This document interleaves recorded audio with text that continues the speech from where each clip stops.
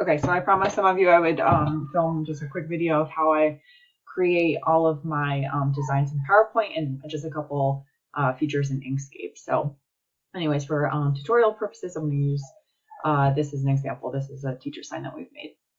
All right, so go into PowerPoint, hit File, New, Blank Presentation. Right away, I'm going to delete both of these text boxes. So select them, backspace.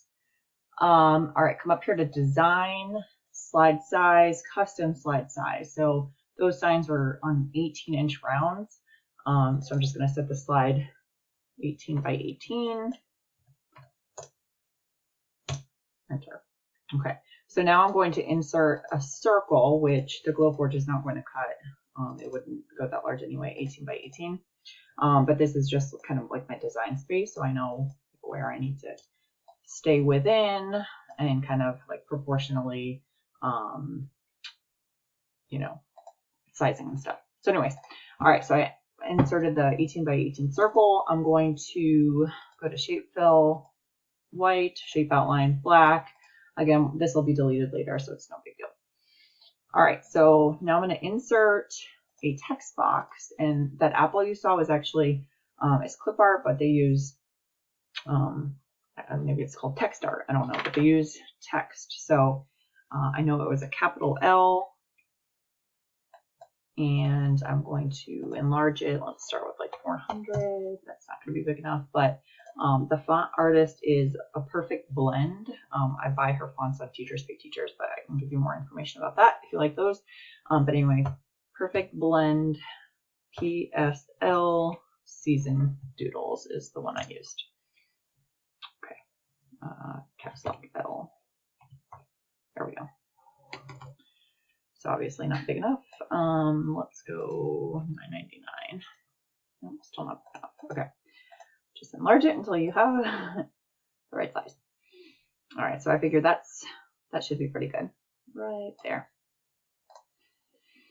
Okay, so the next thing I'll do is insert another shape. I'm going to insert a rectangle, and I'll do Shape Fill White, no outline. And then this will be where the name will end up going. So it kind of breaks up the apple like that. And I'm not sure, I just adjust the sizing later. But what I like about PowerPoint is I'm sure lots of design software does this, but it helps you center things. So you can see that line down the center. Okay, I'm going to insert a shape. I'm using just a line. Shape outline black. Let's make it a little thicker. Let's say 10 points. I don't think that's big enough, but all right. So now I'm going to go here, kind of at the top of that rectangle. That should be good. Make sure the height is 0. Sometimes it'll be off by just a little bit. Copy and paste that, and it'll go at the bottom of the rectangle. And if you want to grab both, I just did Control, oops, and then I'm going to align it. So I'll also Control and grab that circle. So now I can say Align Center. Make sure that those are centered with it. Okay. All right, next piece, insert text box, and then, you should be comfortable doing this, but just whatever text you want to add. I'm going to do Mrs. Skoblicki. This is one of the ones I used. I used AG, Amy Grosbeck. She's another good font artist. Angry. Let's make that larger. Too big. And then Skoblicki, and this one I had done Perfect Blend again. Talk a Latte. Skoblicki.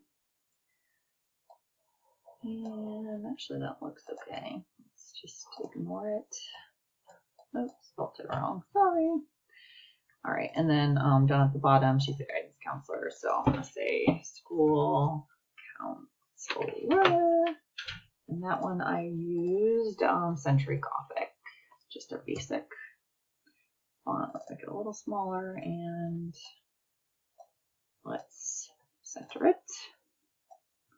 Go So that's the design. Oops, this is connected up there. I don't know that. Scoot that down just a little bit and just, you know, double check everything, make sure it looks kind of centered. I might scoot this over a little. Okay, so now what I do is I'm going to grab everything I want. So not the circle, and again, you can delete it if you want, but I'll grab the apple and then all of this. So I'm just using Shift and then I grabbed it. So what I do, and then you go and right click, save as picture. So Glowforge, let's say this is Scoblicky apple. And mine automatically saves it as a PNG, but if yours does not, you can adjust that or save it however you want, but I like PNG. All right, so save. So next part, I'm going into Inkscape.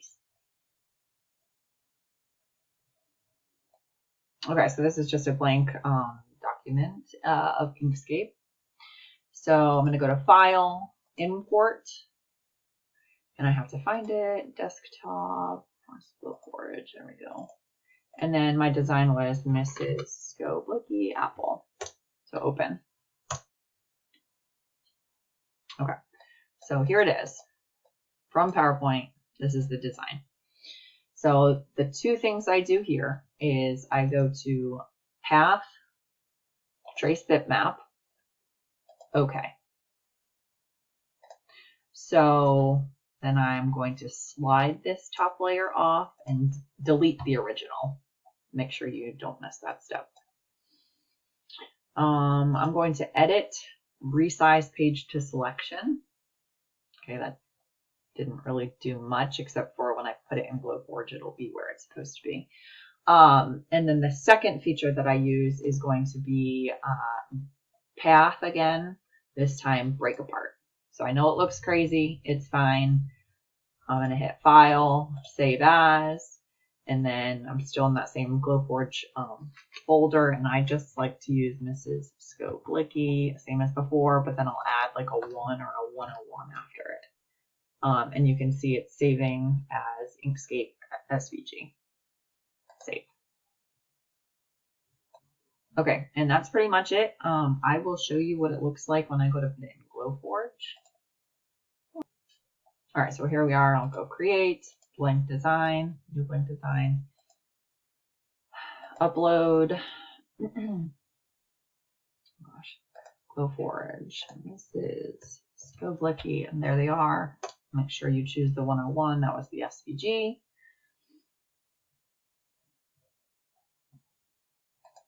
And there it is. So it's too big, you can see.